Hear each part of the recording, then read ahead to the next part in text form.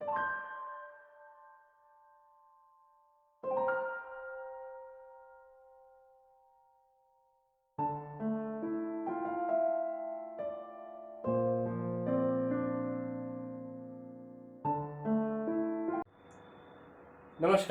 जय श्री कृष्ण। मीमांसा online academy में एक बार पुनः आप सभी का हार्दिक स्वागत है। आदिकाल भाग 5 लेकर हम प्रस्तुत हैं।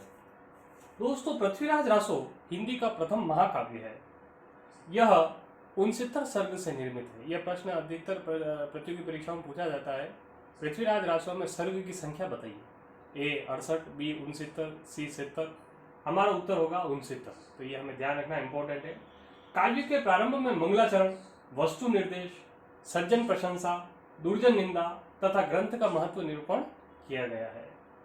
डॉक्टर बुलर को जब पता चला कि पृथ्वीराज रासो की तिथियां, व्यक्तियों के नाम, घटनाएं आदि इतिहास संबद्ध नहीं है, तो उन्होंने इसे प्रकाशित न करने की सिफारिश की।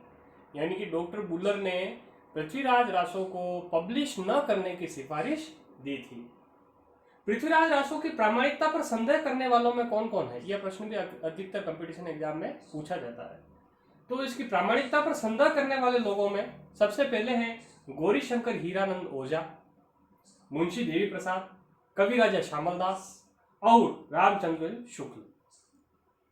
पृथ्वीराज रासो को प्रामाणिक मानने वाले विद्वान कौन कौन है? तो इसको प्रामाणिक मानने वाले विद्वान है मिश्र बंधु, कर्नल टोड, मोहनलाल विष्णुलाल पांड्या और श्याम सुंदर दास। हजारी प्रसाद द्विवेदी के अनुसार शुक शुकी संवाद रूप में पृथ्वीराज रासो की रचना हुई और हजारी प्रसाद द्विवेदी ने इसको अर्ध प्रामाणिक कहा है। कुछ विद्वान प्रामाणिक मानते हैं, कुछ विद्वान अप्रामाणिक मानते हैं। हजारी प्रसाद द्विवेदी इसको अर्ध प्रामाणिक कहते हैं और सुनीति कुमार चटर्जी भी इसको अर्ध प्रामाणिक कहते हैं। हजारी प्रसाद द्विवेदी ने शुक शुकी संवाद के रूप में पृथ्वीराज रासो की रचना को माना है। पृथ्वीराज रासो के कुछ पद पुरातन प्रबंध संग्रह में संग्रहित है, जिससे इसकी प्राचीनता प्रमाणित होती है। पृथ्वीराज रासो की काव्य शैली पिंगल शैली, यानी कि इसमें ब्रज भाषा का प्रयोग हुआ है। कानों को मधुर लगने वाली पिंगल शैली है। श्रृंगार के भी पद है, इसमें वीर रस के भी पद है। पिंगल शैली जो ब्रज भाषा का वह रूप है जिसमें राजस्थानी बोलियों का मिश्रण है। पृथ्वीराज रासो में विनय मंगल नामक एक खंड मिलता है। विनय मंगल। पृथ्वीराज रासो में सर्ग को समय कहा गया है। जो 69 सर्ग आपने पढ़े ऊपर, उन सभी को 69 सर्ग को का क्या कहा गया है? समय कहा गया है। समय।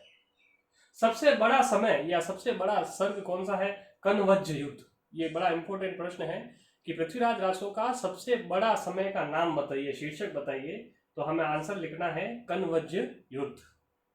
यह पृथ्वीराज रासो का मूल कथानक माना जाता है। इतना इंपॉर्टेंट है यह समय, यह सर्ग, कि इसी को, कनवज्ज युद्ध को ही पृथ्वीराज रासो का मूल कथानक माना जाता है। इसमें लगभग 72 प्रकार के वर्णिक मात्रिक छंद मिलते हैं, किंतु छप्पय जो है वो चंद बरदाई का प्रिय छंद है। पृथ्वीराज रासो के उत्तरार्ध भाग के रचयिता चंद बरदाई के पुत्र जलहण है। जब चंद बरदाई की मृत्यु हो जाती है तो जलहण इसको पूरा करते हैं। चंद बरदाई का मूल नाम भी परीक्षाओं में पूछा जाता है। चंद बरदाई का मूल नाम जो था वो है बलिद्धय। यह कंपटीशन एग्जाम में पूछा जाता है, बलिद्धय। दोस्तों, फर्रुखाबाद के कलेक्टर चार्ल्स इलियट ने सर्वप्रथम 1865 में 1865 में पृथ्वीराज रासो को पब्लिश करवाया था। ध्यान रखना, किसने?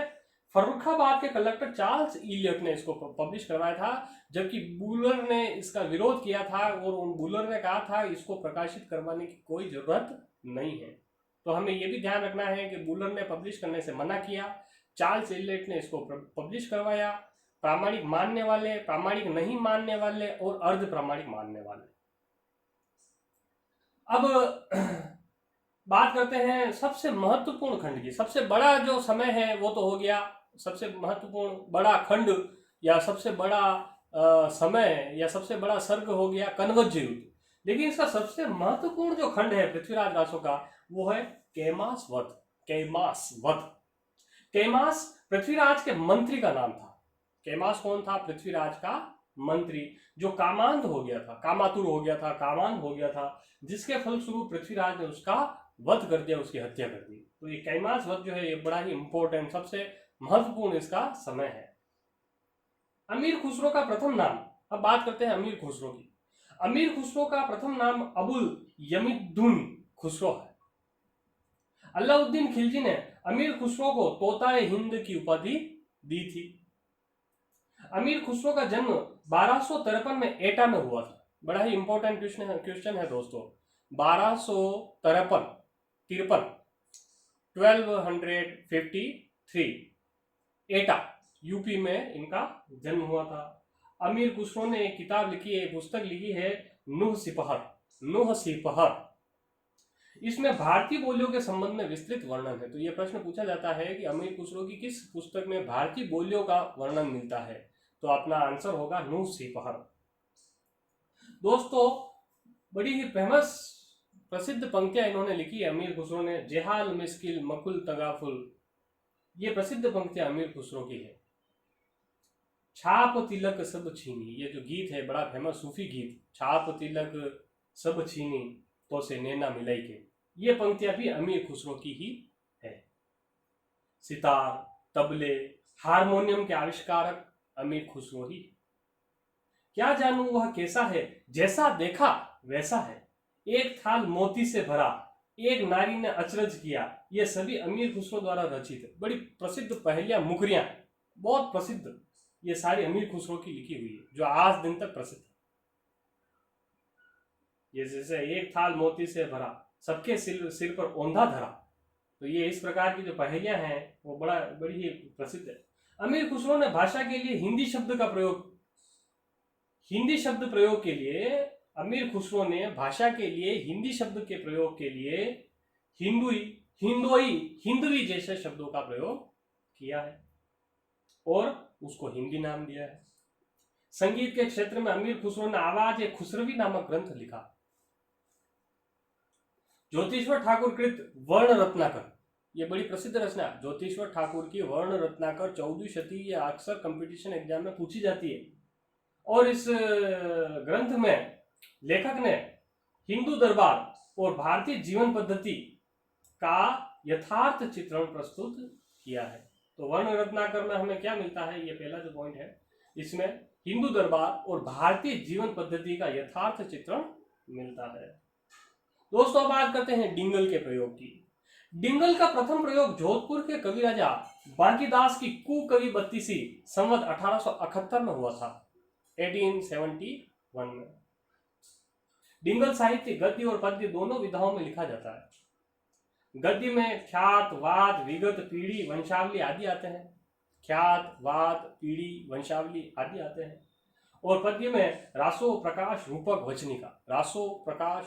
वचनिका आदि आते हैं। राठौड़ारी ख्यात, दोस्तों ये जो राठौड़ारी ख्यात है इसमें भट्ट केदारकृत जयचंद प्रकाश और मधुकर कविकृत जय मयंक जस चंद्रिका का उल्लेख मिलता है। दयाल दास की जो राठौड़ारी ख्यात है उसमें किन किन ग्रंथों का वर्णन मिलता है? जय मयंक जस चंद्रिका का, जो मधुकर कवि ने लिखी, और जयचंद्र प्रकाश का, जो कि भट्ट केदार ने लिखी। इन दोनों ग्रंथों का वर्णन किसमें मिलता है? राठौड़ारी ख्यात में। और राठौड़ारी ख्यात किसने लिखी? दयाल दास जी ने लिखी। दोस्तों अब हम बात करते हैं वसंत विलास। वसंत विलास आदिकाल की अत्यंत सरस साहित्यिक कृति, बड़ी फेमस है। हालांकि इनके कवि का नाम कहीं नहीं मिलता है और संकलनकर्ता का नाम मिलता है। केशव राय नाम के एक कोई लेखक थे संकलनकर्ता, इन्होंने वसंत विलास नाम की जो ये रचना है इसका इन्होंने संकलन किया था। इसके रचनाकार अज्ञात। चरचरी और चांचरी ये आदिकालीन काव्य रूप है, काव्य के रूप है, कविता के रूप है। इनका प्राचीनतम प्रयोग हरिभद्र सूरी कृत सम्रायिच कहा में मिलता है। हरिभद्र सूरी जो कि एक जैन कवि हैं, इन्होंने एक ग्रंथ लिखा है हरिभद्र सूरी ने, सम्रायिच कहा, उसमें चरचरी और चांचरी ये काव्य रूप मिलते हैं। और ध्यान हमें ये रखना है कि जो दोनों काव्य है, चरचरी काव्य रूप, चरचरी और चांचरी, ये जैन साहित्य से संबंधित है। जिनचंद सूरी फागु सर्वाधिक प्राचीन फागु काव्य है। सिर्फ जिनचंद सूरी ने जो फागु काव्य लिखा वो सर्वाधिक प्राचीन है। वसंत विलास जैनेतर फागु काव्य, वसंत विलास की जो मैंने अभी चर्चा की, हर्षद राय केशव राय इसके संकलन करता थे वसंत विलास के, ये जैनेतर फागु काव्य है। आदिकाल में लोक भाषा काव्य की भी प्रचुरता रही। ऐसा नहीं कि लोक भाषा काव्य नहीं लिखा गया। इनमें ढोला मारूरा दोहा, जो कि कुशल लाभ ने लिखा है, ढोला मारूरा दोहा काफी चर्चित रहा, प्रसिद्ध रहा, लोकप्रिय रहा। डॉक्टर हजेर प्रसाद द्विवेदी ने ढोला मारूरा दोहा के दोहों को हेमचंद तथा बिहारी के दोहों के बीच की कड़ी माना। बहुत इंपॉर्टेंट प्रश्न है ये कंपटीशन एग्जाम की दृष्टिकोण से, कि ढोला मारूरा दोहा के जो दोहे हैं उसको हेमचंद तथा बिहारी के दोहे के बीच की कड़ी किसने माना है? तो ये कड़ी, दोनों के बीच की कड़ी माना है हजेर प्रसाद द्विवेदी ने। प्राकृत पेंगलम, प्राकृत पेंगलम आदिकालीन हिंदी साहित्य का ऐसा संग्रह ग्रंथ है जिसमें प्राकृत, अपभ्रंश और पुरानी हिंदी के कवियों की रचनाएं छंदों के उदाहरणों के रूप में संग्रहित मिलती है। तो प्राकृत पेंगुलम का ये वर्ण्य विषय है। कुछ हम इंपॉर्टेंट बात भी यहाँ आपको बता दें थोड़ी सी, हालांकि आदिकाल से संबंधित भी नहीं है पूरी, लेकिन थोड़ा सा हम एक्स्ट्रा बता देते हैं। पंचवटी प्रसंग निराला की तथा पंचवटी गुप्त की रचना, ये तो हम थोड़ा एक्स्ट्रा कोई चीज लेके आए हैं अनोखी। जायसी शेर शाह सूरी के काल में थे। प्रबंध काव्य किसे कहते हैं? निरंतरता विद्यमान रहती प्रबंध काव्य में, एक घटना दूसरी घटना से संबद्ध रहती है, जबकि मुक्त काव्य में एक घटना दूसरी घटना से संबद्ध नहीं रहती, ये हमें ध्यान रखना। खंड काव्य किसे कहते हैं? किसी जीवन के एक प्रसंग का चित्रण प्लस घटनाओं की निरंतरता प्लस घटनाओं का संबंध, इसको हम खंड काव्य कहेंगे। महाकाव्य किसे कहेंगे? अपेक्षाकृत विस्तृत व बड़ा होता है प्लस जन्म से मृत्यु तक की घटना इसमें आ जाती है महाकाव्य में। हम्मीरासो, शारंगधर और जोधराज दोनों ने हम्मीरासो ग्रंथ की रचना की है। हालांकि दोनों का रचना काल अलग है, लेकिन दोनों ने एक ही शीर्षक से रचना की है, हम्मीरासो। हम्मीरहठ, ग्वाल और चंद्रशेखर वाजपेयी दोनों ने इसकी रचना की। दोनों का रचना काल अलग है, लेकिन शीर्षक वही है, हम्मीरहठ। ग्वाल ने भी लिखा, चंद्रशेखर वाजपेयी ने भी लिखा। कामायनी का 12वां सर्ग निर्वेद, 13वां दर्शन, 14वां रहस्य तथा 15वां सर्ग आनंद है। हालांकि यह हमें ये बात नहीं लेनी चाहिए थी कामायनी की, ये थोड़ा यहाँ अप्रासंगिक सा लगता है, तो ठीक है, इसको आप हटा के देखें। अभी हम आदिकाल ही पढ़ रहे हैं, तो आदिकाल के बारे में ही चर्चा करेंगे।